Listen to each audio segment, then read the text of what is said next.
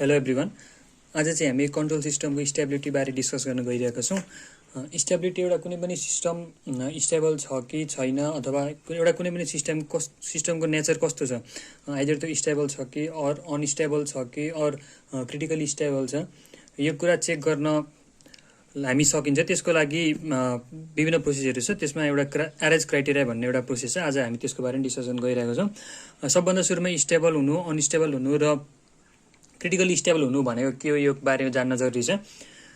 एउटा पनि कुनै पनि सिस्टम छ हामीसँग जुन चाहिँ विथ रेस्पेक्ट टु टाइम यसरी घट्दै घट्दै आएर एउटा सर्टन टाइम भएपछि यसरी कन्स्ट्यान्टमा गइरहेछ। विथ रेस्पेक्ट टु टाइम त्यसको जुन आउटपुट छ त्यसरी कन्स्ट्यान्ट भएर गइरहेको छ भने यो चाहिँ हाम्रो स्टेबिलिटीतिर जाँदै हो नि त। यहाँ पुगेपछि स्टेबल भएको छ नि त, सो स्टेबल हो। यदि एउटा कुनै पनि सिस्टम छ जुन चाहिँ टाइमसँग त्यसको आउटपुट चाहिँ बढ्दै बढ्दै गइरहेछ क्या, स्टेबिलिटी त्यसको इन्फिनिटीमा छ, इन्फिनिटीमा गएर स्टेबल हुन्छ भन्ने भएको छ भने त्यसलाई हामी अनस्टेबल भन्छौँ। त्यसै गरी एउटा कुनै पनि सिस्टम छ जुन चाहिँ यसरी एउटै रेटमा यसरी आउटपुट आइरहेछ विथ रेस्पेक्ट टु टाइम भने त्यो चाहिँ क्रिटिकली स्टेबल भनेपछि त्यो सधैँ गइ नै रहन्छ। यही यसरी नै यही फ्रिक्वेन्सी बनाएर कन्स्टेन्ट फ्रिक्वेन्सी बनाएर यसरी नै सधैँ गइरहन्छ। यो मतलब यो कम पनि भएको छैन, धेर पनि भएको छैन भने यसलाई चाहिँ अब क्रिटिकली स्टेबल भनिन्छ। सो बेसिक स्टेबिलिटीको कुराहरू तीन खालको हुन्छ स्टेबिलिटी। एउटा स्टेबल भइगयो, यो अनस्टेबल भयो, यो क्रिटिकली स्टेबल भयो। यसलाई चाहिँ हामीले अब आरएच क्राइटेरिया युज गरेर एउटा कुनै पनि दिएको सिस्टम छ त्यो चाहिँ अब स्टेबल छ कि अनस्टेबल छ कि क्रिटिकली स्टेबल छ, यो कुरा पत्ता लगाउन सकिन्छ। त्यसको लागि चाहिँ के गर्न सकिन्छ भन्दाखेरि आरएच क्राइटेरियाबाट चाहिँ हामीले कुनै पनि एउटा दिएको ट्रान्सफर फङ्सनको रुट निकालिन्छ। त्यो रुट चाहिँ अब एस प्लेनमा कतापट्टि लाई गर्छ त्यो हेरेर हामीले सिस्टम कस्तो छ, सिस्टमको नेचर के छ त्यो हामीले थाहा पाउन सकिन्छ।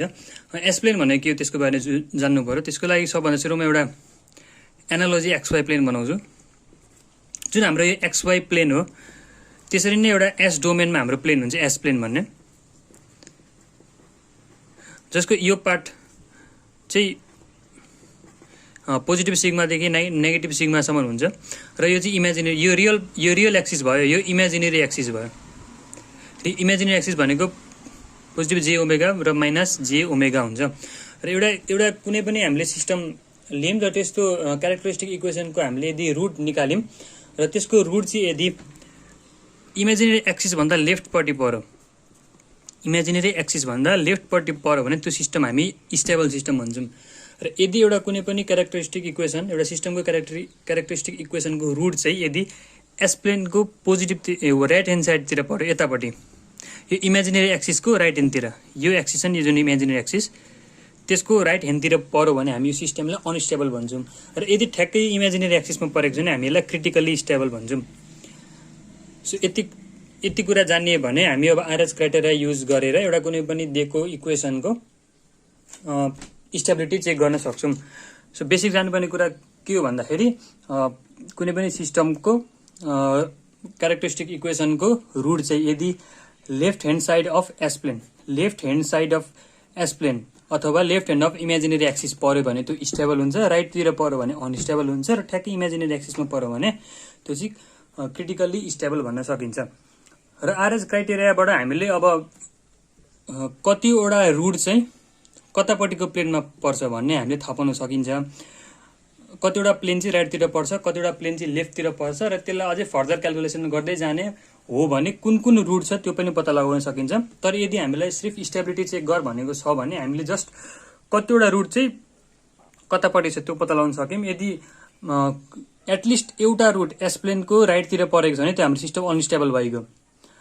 एटलिस्ट एउटाभन्दा धेरै जति पनि हुनसक्छ, तर एटलिस्ट एउटा भए पनि हाम्रो राइटतिर पर्दै एउटा रुट, जस्तै एउटा कुनै 4 डिग्रीको इक्वेसन छ, प्लस समथिङ छ भने त्यसको डिग्री चाहिँ 4 छ होइन, त्यसको भनेपछि 4टा रुट आउँछ, 2-3टा यसरी पर्दै अथवा 3टा यसरी पर्दै, यो यिनीहरू चाहिँ अब इमेजिनेरी भयो, रियल गरिदिउँ ल, 3टा चाहिँ रुट यसरी पर्दै र एउटा रुट चाहिँ यहाँनिर पर्दै राइट ह्यान्डतिर भनेपछि यसले एउटाले पनि स्टेबिलिटी गरिदिन्छ। यो 3टाले स्टेबल छ भनेपछि स्टेबल होला, किनकि 3टा छ यहाँनिर, एउटा मात्रै छ भन्ने हुँदैन। एउटा मात्रै पर्दै भने पनि त्यो अनस्टेबल भइहाल्यो। सो यति कुरा जान्नुपर्छ। अब आरएच क्राइटेरिया त्यो प्रोसेस युज गरेर कसरी स्टेबिलिटी चेक गर्ने यसको बारेमा एउटा क्वेसन लिएर गर्छु। हामीलाई क्वेसन यसरी दिएको हुन्छ, check whether the system is stable or not भन्ने दिएको हुन्छ र हाम्रो क्यारेक्टरिस्टिक इक्वेसन यसरी दिएको हुन्छ। यो चाहिँ हाम्रो दिएको क्यारेक्टरिस्टिक इक्वेसन हो। अब यो क्यारेक्टरिस्टिक इक्वेसन युज गरेर हामीले एउटा कुनै पनि सिस्टम स्टेबल छ कि छैन त्यो चेक गर्नुपर्ने हुन्छ। यसको लागि सबभन्दा सुरुमा दुईटा कुरा हेर्नुपर्ने हुन्छ। एउटा कुरा सबैको कोफिसिएन्टको साइन एउटै छ कि छैन। जस्तै S4 को कोफिसिएन्ट 1 छ, यसको साइन पोजिटिभ छ, यो पनि पोजिटिभ, यो पनि पोजिटिभ, यो पनि पोजिटिभ र यो पनि पोजिटिभ। सबभन्दा सुरुमा यो कुरा हेर्नुपर्ने हुन्छ, सबैको साइन पोजिटिभ छ भयो। अब सेकेन्ड हामीले कुरा याद गर्नुपर्ने के छ भने कुनै कोफिसिएन्ट कुनै पनि यहाँनिर एउटा कुनै पनि टर्महरू मिसिङ छ कि छैन। जस्तै यहाँनिर S को पावर 4 थियो, S को पावर 3 छ, S को पावर 2 छ, S को पावर 1 छ, S को पावर 0 छ। भनेको मतलब हाम्रो S को सबै टर्म यहाँनिर छ। यति दुईटा कुरा सबभन्दा सुरुमा हामीले क्यारेक्टरिस्टिक इक्वेसन हेर्ने बित्तिकै यो कुरा चाहिँ याद गर्नुपर्छ। यदि त्यो दुईटा सेटिस्फाई भएको छैन भने सिस्टम अनस्टेबल हुन्छ। त्यसपछि फर्दर अरू गर्दै जानुपर्छ। यति सुरुमा हेर्नुपर्छ। यति गरिसकेपछि अब हामीले आरएच क्राइटेरिया युज गरेर यसको अब आरएच एरे झिकेर त्यसपछि कतिवटा रुट कतापट्टि लाई गर्छ यो कुरा थाहा पाउने हो। यो अब सोल्युसन गर्दै गएपछि झन् मजाले बुझ्दै जान्छ। सबभन्दा सुरुमा के लेखौँ भन्दाखेरि स्टेप 1 मा लेखौँ all coefficients have positive sign or same sign भन्दा भयो। यदि नेगेटिभ सबैमा नेगेटिभ भएको भने त माइनस कमन तानेर हामीले हाम्रो यता 0 नै छ, सो सबैलाई पोजिटिभ पार्न सकिन्छ। सो सबै कोफिसिएन्टको चाहिँ एउटै साइन हुनुपर्छ। पोजिटिभ साइन पनि जरुरी छैन, एउटै साइन हुनुपर्छ। Sign and there are no missing term. कुनै पनि जस्तै S को पावर कुनै पनि हाम्रो मिस छैन। S को पावर जस्तै 4 डिग्रीको इक्वेसन दिएछ हामीलाई क्यारेक्टरिस्टिक इक्वेसन भने हाम्रो 4 3 2 1 सबै छ हामीसँग। And there is no missing term. So हाम्रो आरएच एरे के भन्छ, हामीले आरएच एरे बनाउनु पर्ने हुन्छ। आरएच एरे बनाउनको लागि एउटा अब टेक्निक छ। यो S4 छ हाम्रो हाइएस्ट टर्म, सो S4 यहाँनिर लेख्ने। त्यसपछि सेकेन्ड हाइएस्ट S3 छ, S3 लेख्ने। S4 को कोफिसिएन्ट कति छ, 1 छ, यहाँ 1 लेख्ने। S3 को 2 छ, यहाँ 2 लेख्ने। अब यसरी नै यही यहाँ S4 मा यो लेख्यौँ, त्यसपछि सेकेन्ड टर्म यहाँ लेख्यौँ, थर्ड टर्म यहाँ, फोर्थ टर्म यहाँ, त्यसपछि फिफ्थ 6 लेख्दै जाने। 1 भयो यहाँनिर, 2 भयो यहाँ, अब 6 छ यहाँ लेख्ने, 6 4 छ यहाँ 4 लेख्ने, 1 छ यहाँ 1 लेख्ने, यहाँ केही छैन 0 लेख्ने। सबभन्दा सुरुमा हाम्रो फर्स्ट प्रोसेस यही हो। अब स्टेप 2 मा लेख्ने। अब S स्क्वायर मा यहाँनिर हाम्रो B1 हुन्छ र यहाँनिर B2 हुन्छ। यो हामीले B1 र B2 हामीले पत्ता लगाउनु पर्ने हुन्छ। S4 S3 सम्म दिएको छ, S2 को लागि हामीले B1 र B2 त्यो हामीले पत्ता लगाउनु पर्ने हुन्छ। जसमा अब B1 को फर्मुला छ, B1 भनेको -1 बाइ ठ्याक्क B1 को माथि भएको टर्म लेख्ने, माइनस चाहिँ लेख्नु पर्छ, जरुरी हो। त्यसपछि B1 को ठ्याक्कै माथि भएको टर्म 1/2। त्यसपछि हामी यहाँनिर डिटर्मिनेन्ट हाल्छौँ। डिटर्मिनेन्ट हालेपछि B1 को लागि यो र यो दुईटा भयो। त्यसपछि हामीले यसलाई सल्भ गर्दाखेरि -1/2 4 -12। त्यसपछि हामीले यसलाई सल्भ गर्दाखेरि आउँछ 4। सिमिलरली B2 भनेको हाम्रो के भयो, यो -1/2 यही हुन्छ।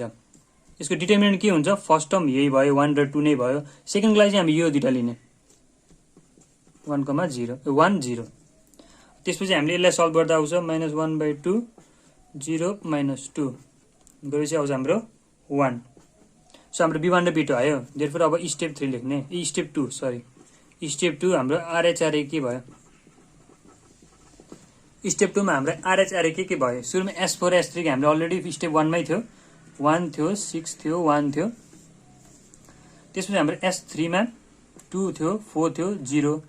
S2 मा हामीले भक्क B1 र B2 को भ्यालु पत्ता लगायौँ। B1 र B2 ठाउँमा त्यो हाल्दिने, 4 र 1 4 1 भयो। त्यसपछि अब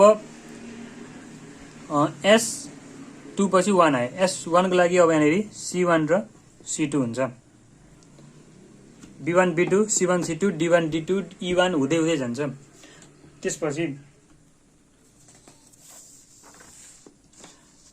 अब C1 पत्ता लगाउनु पर्ने हुन्छ। C1 भनेको हाम्रो माइनस, मैले भनिहालेँ माइनस जेमा पनि लेख्ने 1 बाइ, अब C1 देखि ठ्याक्कै माथि भएको 4 छ नि, 1/4 लेख्ने, डिटर्मिनेन्ट हाल्ने 2 4 र 4 1।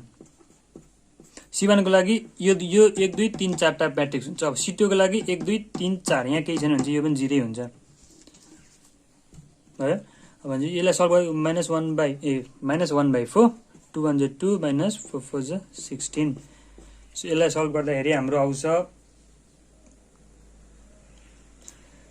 3.5 किनकि 7 हुन्छ 7 14 हुन्छ 14/4 भनेको 3.5 ल भयो। अब C2 मैले के भने C2 मा गए C2 को लागि फर्स्ट दुईटा यही टर्म हुन्छ, त्यसपछि यो दुईटा -1/4 चाहिँ दुईटैको लागि C1 र C2 त्यही हुन्छ। जस्तै B1 र B2 को लागि -1/2 -1/2 नै हुन्छ। सिमिलरली C1 र C2 को लागि -1/4 1/4 नै हुन्छ। 2 4 अनि यो कति छ यहाँनिर 0 कमा यहाँ तल केही छैन 0 0 कमा 0 -1/4 = 0। सो हाम्रो C1 र C2 पनि आयो। त्यसो स्टेप 3 हाम्रो के भयो? स्टेप 3 मा RHRA के भयो? S4 S3 S2 हामीले S1 सम्म पत्ता लगाएको अहिले। S4 S2 सम्मको जे छ त्यही सार्दिम 1 6 1 2 4 0 4 1। C1 C2 को भ्यालु हामीले भर्खर पत्ता लाग्यौं यहाँनिर 3.5 र 0 छ 3.5 0 भयो। अब S0 यो S0 भनेको कन्स्ट्यान्ट टर्म हो नि त। हाम्रो S0 भनेको ठ्याक्कै कन्स्ट्यान्ट टर्म हो। अब यो कन्स्ट्यान्ट टर्म पत्ता लगाउनको लागि के गर्नुपर्छ भन्दाखेरि त्यही अब यो भनेको हाम्रो यहाँनिर C सम्म गएको छ भने चाहिँ यो हाम्रो D1 भयो। हाम्रो D1 के हुन्छ? -1/3.5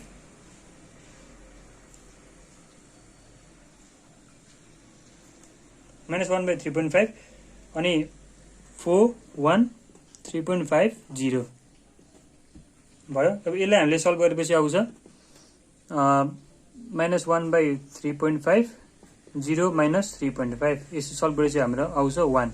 यहाँनिर हामीले क्रस चेक पनि के गर्न सकिन्छ भन्दाखेरि जुन हाम्रो कन्स्ट्यान्ट टर्म छ नि यहाँ D1 मा आउनु पर्ने 1 यो चाहिँ हाम्रो जुन क्वेशनको कन्स्ट्यान्ट टर्म आउनै पर्छ यहाँनिर आउँछ नै आउनु नै पर्छ। सो हाम्रो स्टेप 4 मा स्टेप 4 को लागि हाम्रो RHRA के भयो त? S4 S3 S2 S1 S0 1 6 1 2 4 0 4 1 3.5 0 यहाँसम्म माथिकै सार्दै ल्याउने। त्यसपछि हाम्रो जुन D1 को भ्यालु छ जुन हामीले भर्खर पत्ता लगायौं 1 हो 1 लेख्ने। कन्स्ट्यान्ट टर्म S को पावर 0 भनेको कन्स्ट्यान्ट टर्म हो। यहाँसम्म पुगेपछि हाम्रो एरे सकिन्छ। यहाँ पुगेपछि हामीले अब हेर्नुपर्ने हुन्छ फर्स्ट कलम RHRA को फर्स्ट कलम भनेको यो कलम हेरौं। यसमा कुनै साइन चेन्ज भएको छ कि छैन सबभन्दा सुरुमा हामीले त्यो हेर्नुपर्ने हुन्छ है त।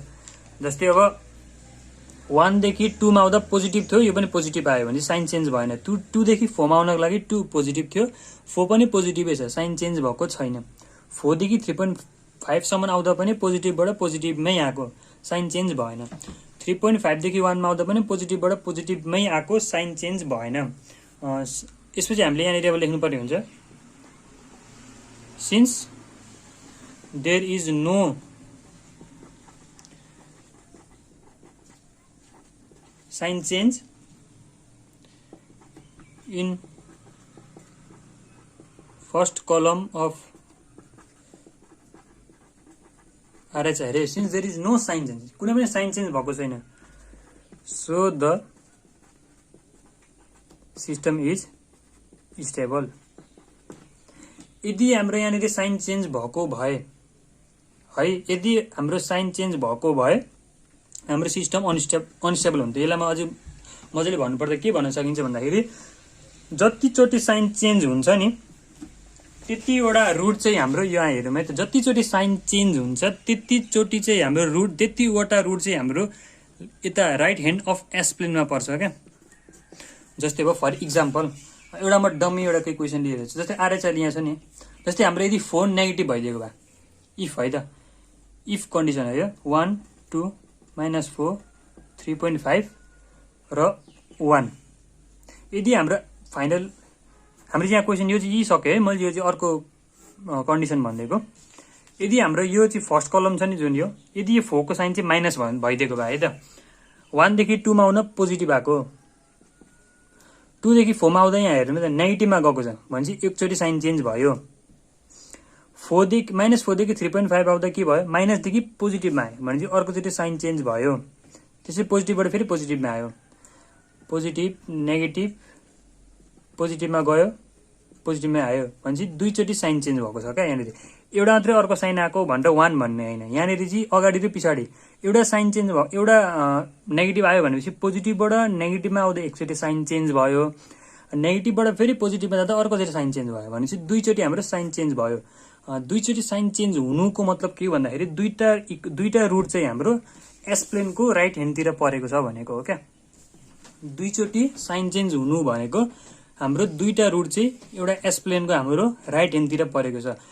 अघि मैले भन्दा के भने थिएँ, एटलिस्ट एउटा मात्रै पर्यो भने पनि स्टेबल हुन्छ भनेको थिएँ। यहाँ त दुईटा पर्ने रहेछ नि त। सो दुईटा पर्यो भने चाहिँ अभियसली त्यो झन् अनस्टेबल नै भयो।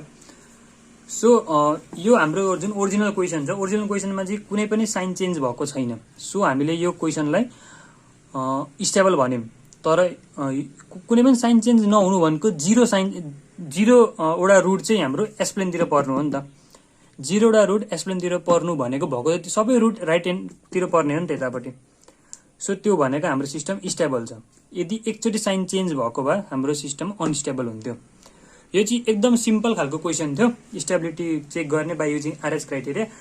त्यसपछि म अरू भिडियोहरूमा चाहिँ यसको 1-2वटा केसहरू छ, त्यो केसहरू पनि हेर्छु, अलिक कम्प्लेक्स क्वेसन पनि गर्छु।